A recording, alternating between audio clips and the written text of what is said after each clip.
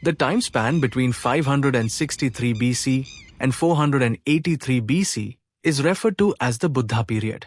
Gautam Buddha was born to King Suddhodana and his wife Mahamaya. They were the chief and chieftainess of the Shakya clan. Their capital was Kapilvastu. They named him Siddharth Gautam. Before his birth, his mother had a dream of a beautiful white elephant entering her womb.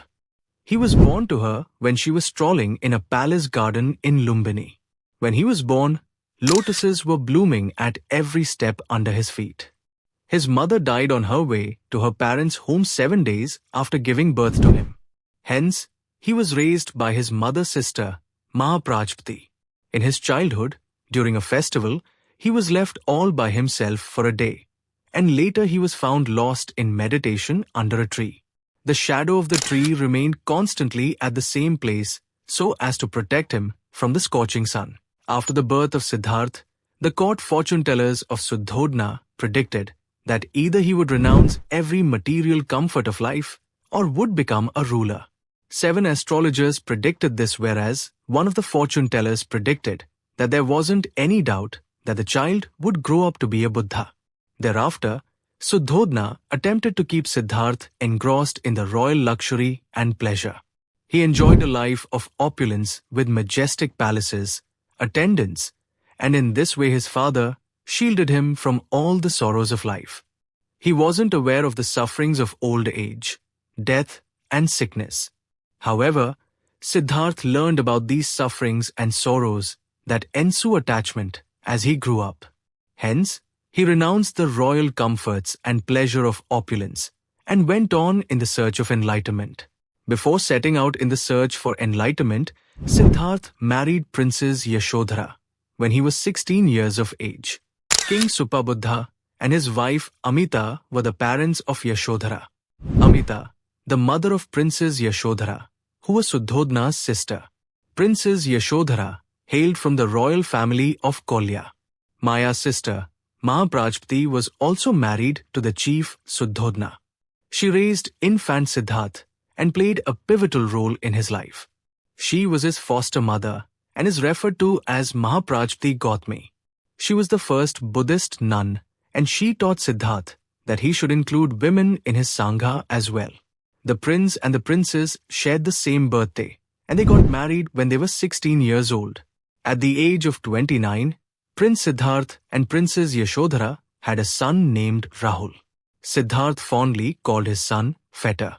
This is the Buddha background in a nutshell. Thereafter, Siddharth wished to go out on a chariot ride in his city. His father arranged for the prince to go out on a ride only after removing every sick and old man from the route. However, one old man escaped the kinsman's notice, and the prince saw him during his chariot ride. On inquiring, he came to know that the man was in his old age, and he is not the only old one in the world. Siddharth was told that his father, himself, his wife, and every other kinsman would grow old one day, and that is the truth of life. He went out of the palace premises thrice more after that day. He came to terms with the other painful truths of life. When he took the trips outside his palace premises, he first came across a sick person.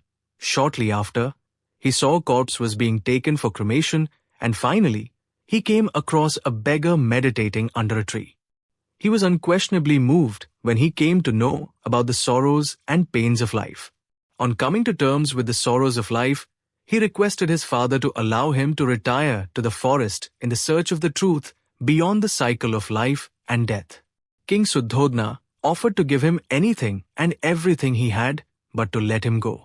Siddharth asked his father if he could ensure no death, no ailments, no old age, and no loss of fortune for him. His father could not deny these sorrows of life thereafter. Prince Siddharth was unmoved by the earthly pleasures and comforts. Siddharth changed his attire from the princely robes to that of a hunter and started eating only what he received in his begging bowl. He led a simple ascetic life and practiced meditation. With time, he discovered that he could attain a blissful state of unmoved concentration through meditation. He was inquisitive about the cycle of life and death. He gained knowledge of all that his teachers preached and taught, but he still knew that they all would be reborn after death. In the search for enlightenment, he joined a group of 5 hermits who were leading a life of self-mortification to reach beyond the earthly attachments. Siddhartha practiced their methods and eventually had reduced his daily meal portion to that of a small pea. This form of Buddha is depicted in many pictures where his eyes are sunken, his ribs are showing up, and his physique is reduced to an emaciated one. However, through all this time, he discovered that there is no setting free from the cycle of rebirth on this path of self-mortification. Thereafter, he accepted a meal of rice and cream offered to him by a young lady. After a span of 6 years, Siddhartha was still unsure of the right path to liberation or nirvana from the cycle of life and death. He left the path of self-mortification and had no teachers to look up to either. The 5 hermits continued with the path of self-mortification while Siddhartha decided to sit and meditate till the time he could find true liberation from the cycle of life, death, and rebirth. He kept meditating every day, and on one full moon night in May, he was subject to the wrath and fury of the goddess of desire, Mara. She threw at him the adversities of rain, storm, burning ashes, rocks, mud, hot coal, weapons, and even darkness.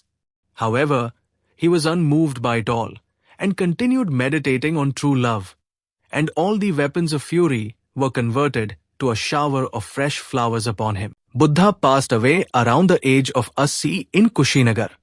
His passing is known as Mahaprinirvana, marking his final liberation from the cycle of rebirth.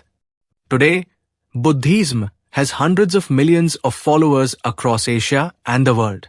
Buddha's message of peace, compassion, and self-awareness continues to inspire people regardless of their religion.